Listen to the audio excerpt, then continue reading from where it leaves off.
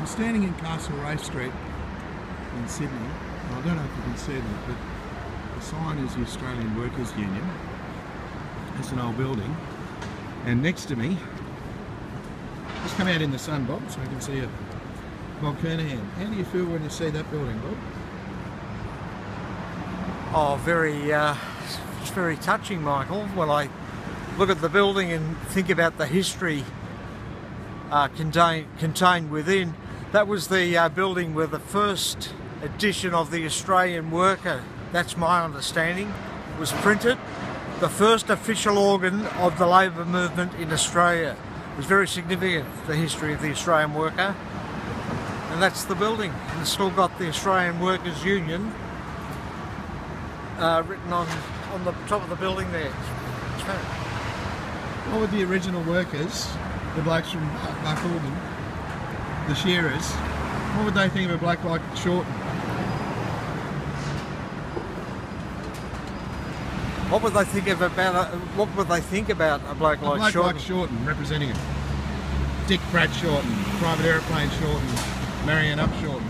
Well, someone like Shorten would have been taken out the back of the shearing shed, never to be seen again. That's how they used to deal with crooks, criminals. They were very proud men, and I say men because predominantly that they were all men back in those days. The shearers that founded the Australian Workers Union. They have a very proud history. When the First World War, they had to try and hold the shearers back when they rushed to enlist. And the fitness of the shearers back in those days featured fairly prominently, and still does today in our history of that the Great War. They wouldn't cop a little maggot. Well, they wouldn't.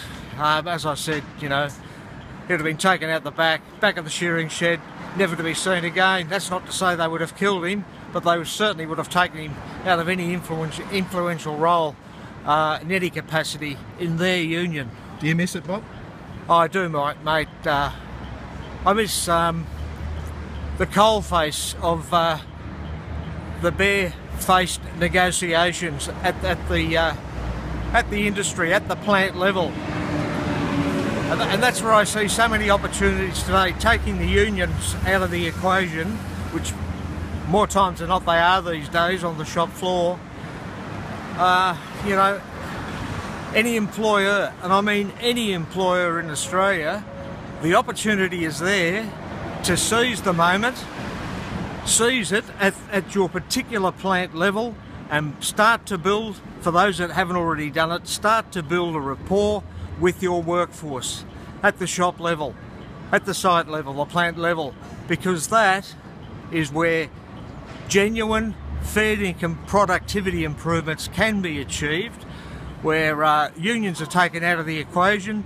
You know, a lot of these places, including SPC, I was very interested during the SPC dispute. Job application, eh, Bob? Well, if I could get back into the workforce, I'd certainly... Sounds like you got the fire in the belly, mate. Well, I'd love to get into it, yeah. Good on you, brother. Thanks, mate.